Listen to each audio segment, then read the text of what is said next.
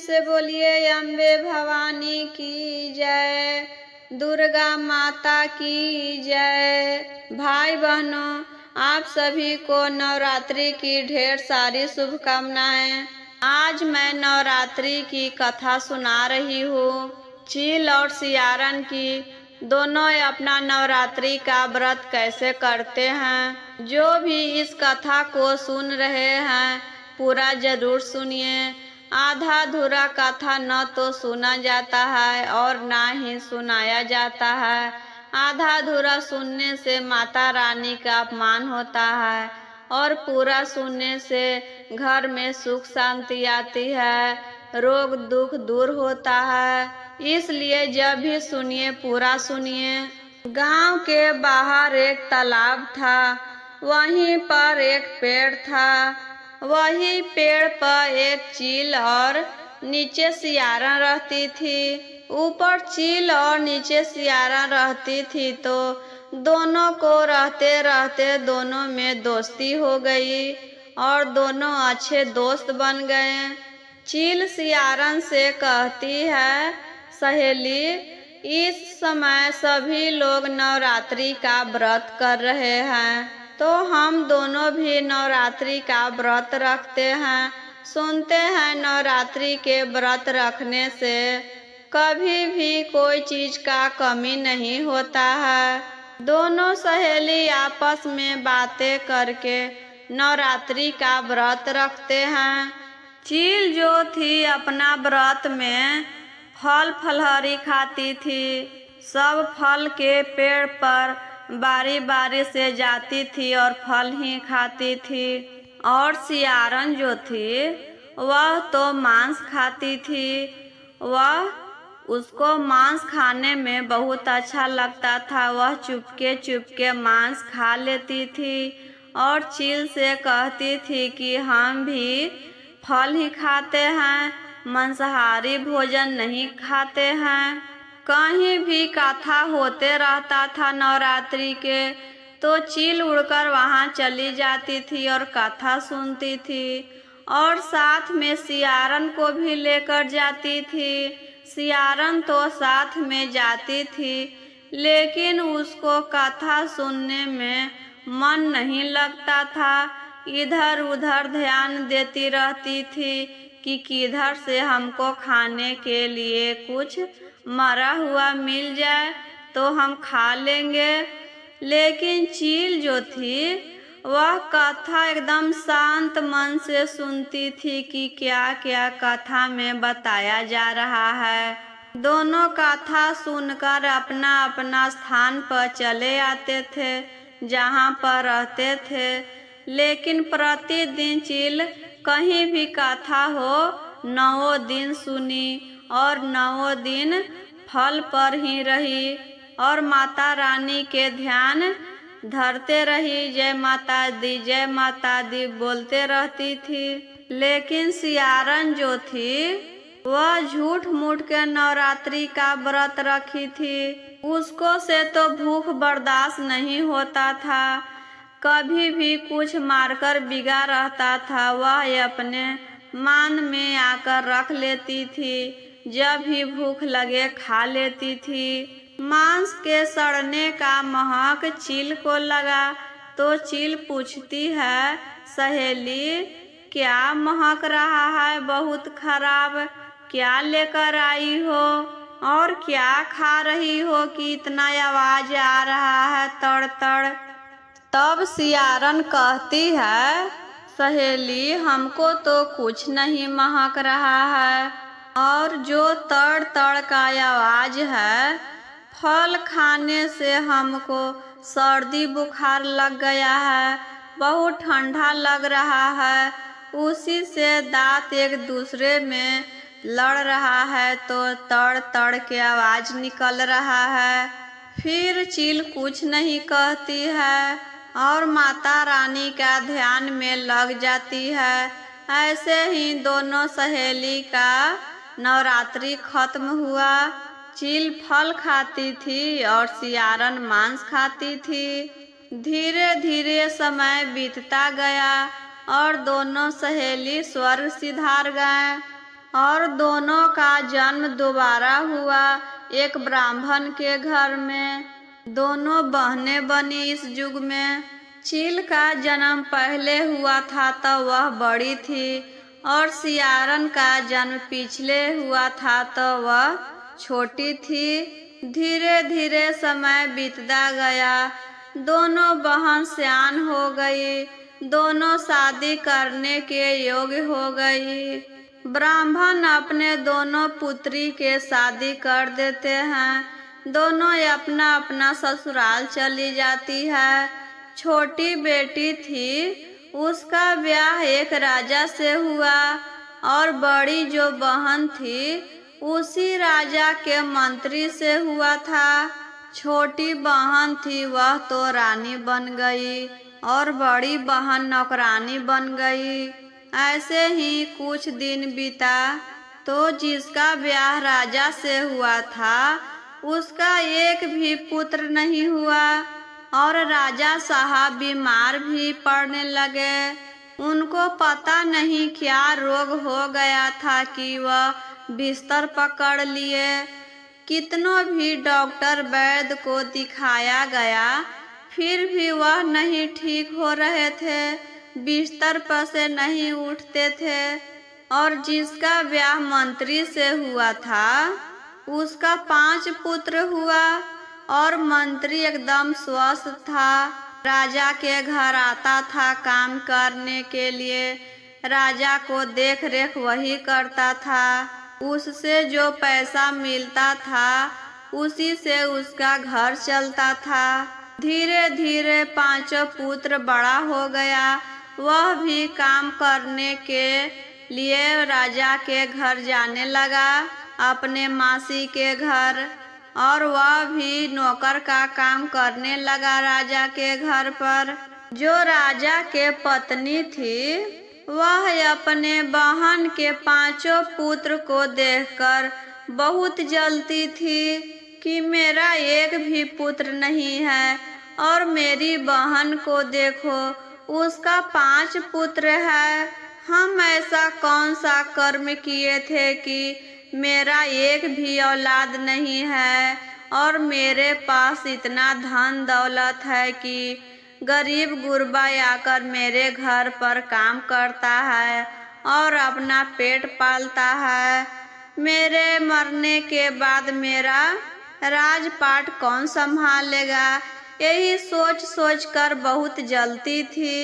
एक दिन अपने पति से कहती है, मेरी बहन के 5 पुत्र हैं और हम लोगों का एक भी पुत्र नहीं है। 5 पुत्र को देखकर हमको बहुत जलन होता है। एक काम कीजिए, 5 पुत्रों को सर कटवाकर थाली में सजाकर मेरी बहन के घर भेजवा दीजिए, तभी मेरा कलेजा को ठंडक मिलेगा। मेरी भी कोई औलाद नहीं है और मेरी बहन को भी कोई औलाद नहीं होगा, तो हम दोनों बहन एक समान हो जाएंगे। रानी जिद करने लगती है तो राजा कहते हैं कि ठीक है, हम अपने नौकर से कहकर उसका सर कटवा देते हैं और तुम्हारी बहन के घर भेजवा देते हैं। राजा साहब ने नौकर से कहा कि 5 पुत्र को जंगल में ले जाओ और 5 का सर काट कर मेरे सामने लेकर आओ। नौकर ऐसा ही करता है, 5 भाइयों को बहला फुसलाकर कुछ काम के बहाना से जंगल में ले गया और वहां पर 5 भाइयों का सर काट दिया और राजा के पास आकर रख दिया। राजा अपने नौकर से कहते हैं कि 5 थाल में सजा दो और ऊपर से लाल कपड़ा से ओढ़ा दो और इसके घर ले जाकर पहुंचा दो। वह तो नौकर था, उसको राजा के आदेश का पालन करना था। जैसे राजा कहे थे वैसी नौकर किया। 5 थाल में मूढ़ी को सजा दिया और लाल कपड़ा से उठाकर उसके घर ले गया। मंत्री के घर जाकर दरवाजा खटखटाता है तो उसकी पत्नी दरवाजा खोलती है। नौकर कहता है कि राजा साहब आपके लिए कुछ भिजवाए हैं। तब पांचों थाल को एक जगह रख देती है और कपड़ा हटाकर भी नहीं देखती है कि इसमें क्या है, और अपना काम करने लगती है। कुछ समय के बाद छोटी जो बहन थी राजा के पत्नी, वह सोच रही थी कि मेरे बहन के घर पर इस समय क्या हो रहा होगा। मेरी बहन तो पूरा रो रही होगी अपने पांचों पुत्र को सर देखकर। इसको तो पूरा खुशी हो रहा था और जानने की इच्छा हो रही थी कि कोई भी खबर नहीं आ रहा है उधर से कि क्या हो रहा है उसके घर। कैसे पता लगाएं, क्या करे, किसको भेजे पता लगाने के लिए। तो वह सोचती है कि हम खुद जाकर देख लेते हैं अपनी बहन के घर क्या कर रही है, कैसे रो रही है। बहन के घर जाती है तो देखती है बहन तो अपना काम कर रही है और पांचों थाल एक घर में रखा है। बड़ी बहन छोटी बहन को देखकर बहुत खुश हो जाती है। घर में ले जाकर बैठाती है, खाने के लिए कुछ देती है, पानी देती है। कहती है कि कैसे आना हुआ बहन, मेरे गरीब के घर में क्यों आई हो। तुम कहती तो हम तुम्हारे घर आ जाते। छोटी बहन कहती है नहीं दीदी, हम ऐसे ही चलाएं। तुमसे मिलने का मन कर रहा था और तुम्हारे घर पर आने का बहुत दिन से मन कर रहा था, तो इसलिए हम चले आए हैं। फिर बड़ी बहन अपना काम करने लगती है तो छोटी बहन सोचती है कि अभी तक थाल हटाकर नहीं देखी है, हम देख लेते हैं। जैसे ही थाल पर से कपड़ा हटाती है तो देखती है कि उसमें तो पूरा फल भरा हुआ है। दूसरे थाल में हटाती है कपड़ा तो देखती है कि उसमें भी फल है। बारी बारी से पांचों थाल पर कपड़ा हटाती है तो देखती है कि पांचों थाल में फल और मिठाई से भरा हुआ है। एक थाल में सेब था, एक थाल में केला, संतरा था, लड्डू था, यानी पांचों थाल में कुछ न कुछ से भरा हुआ था। वैसे ही फिर कपड़ा से तोप देती है और देखकर सोचने लगती है कि अरे यह सब कैसे हो गया। हम तो इस थाल में पांचों का सर कटवा कर भेजे थे और पांचों थाल में फल से भरा हुआ है। ये कैसा चमत्कार है। यह सब बातें सोच ही रही थी कि उधर से बड़ी बहन का पांचों पुत्र आ रहा था। यह सब देखकर तो वह हैरान हो गई, सोचने लग गई कि हम तो पांचों का सर कटवा दिए थे और यह पांचों अभी तक जिंदा है। फिर अपने बड़ी बहन से लिपट कर रोने लगती है, दीदी हमें माफ कर दो, हमसे बहुत बड़ा गलती हो गया, दीदी हमें माफ कर दो। हम क्रोध में आकर तुम्हारे पांचों बेटों का सर कटवा दिए थे और तुम्हारा बेटा अभी भी जिंदा है। वह पांचों थाल में तुम्हारे बेटे का सर भिजवाए थे और पांचों थाल में फल कैसे हो गया। यह कैसा चमत्कार है दीदी, हमें भी बताओ कि तुमको 5 पुत्र है और मेरा एक भी पुत्र नहीं है। तभी क्या होता है, माता रानी के कृपा से बड़ी बहन को पिछले साल पिछले जन्म का सारी बात याद आ जाती है और अपनी बहन से कहती है कि तुम तो गलती की हो बहन, तो इसका सजा तो तुमको जरूर मिलेगा। यह सब पिछले जन्मों का कर्मों का फल है। छोटी बहन कहती है कि हम पिछले जन्म में क्या किए थे दीदी, हमको तो कुछ याद नहीं है, तुमको याद है से हमको बताओ। बड़ी बहन सारी बात बताती है कि पिछले जन्म में तुम सियारन थी और हम एक चील थे और हम दोनों एक अच्छी सहेली थे। हम दोनों सहेली नवरात्रि का व्रत रखे थे। हम 9 दिन फल खाए, फल पर अपना व्रत रखे और तुम 9 दिन चुपके चुपके मांस खाती रही और पूछने पर बताती भी नहीं थी। इसी का फल तुमको इस जन्म में मिल रहा है। तुम मांस खाकर अपना व्रत रखी थी तो माता रानी तुमको पश्चाताप करने के लिए एक भी औलाद नहीं दिए हैं और हम माता रानी के सच्चे मन से व्रत रखे थे, श्रद्धा से रखे थे और 9 दिन हम खाली फल खाए थे, कथा सुने थे। इसीलिए हमको 5 पुत्र हैं और इस जन्म में भी हम सब पूजा पाठ करते हैं, नवरात्रि का व्रत भी रखते हैं। हम गरीब हैं तो क्या हुआ, लेकिन 9 दिन का व्रत रखते हैं, नवरात्रि करते हैं, 9 कन्याओं का भोग लगाते हैं, खाना खिलाते हैं उन्हें। और तुम्हारे पास इतना धन दौलत है, फिर भी एक भी पूजा पाठ नहीं करती हो, ना ही गरीब दुखिया को मदद करती हो, एक दूसरे को देखकर जलती रहती हो।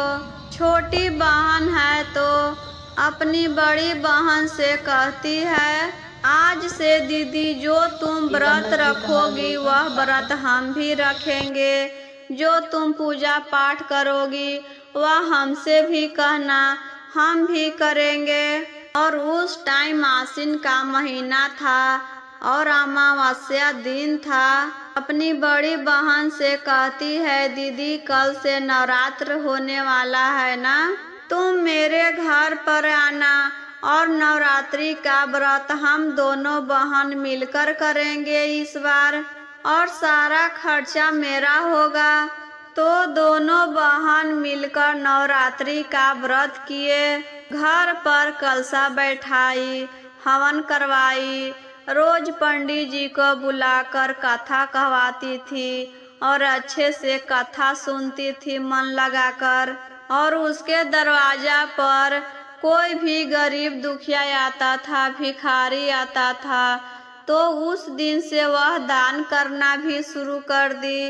अपने दरवाजा पर से एक भी भिखारी को खाली हाथ नहीं लौटाती थी। ऐसे ही करके 9 दिन का व्रत खत्म हो गया।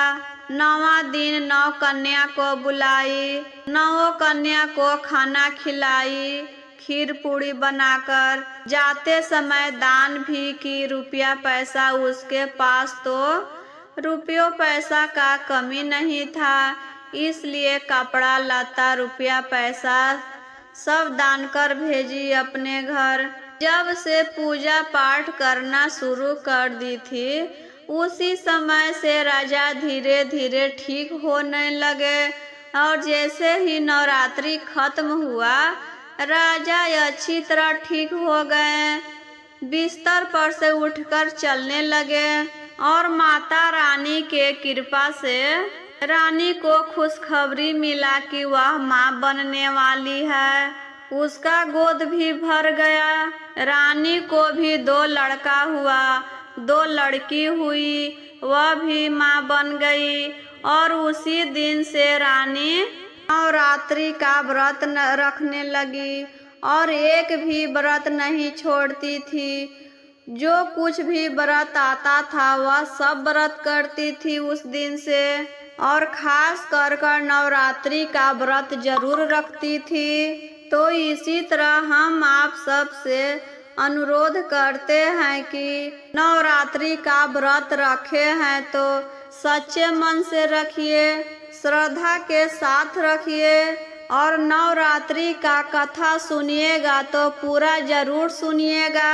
सियारन के तरह आधा अधूरा नहीं सुनिएगा, पूरा सुनिएगा तभी तो माता रानी खुश रहेंगे, आपके घर पधारेंगे। और ऐसे ही वीडियो देखने के लिए मेरे चैनल पर नए हैं तो चैनल को सब्सक्राइब कर दीजिए। अच्छा लगा हो तो लाइक करें, शेयर करें और कमेंट बॉक्स में माता रानी जरूर लिखिए।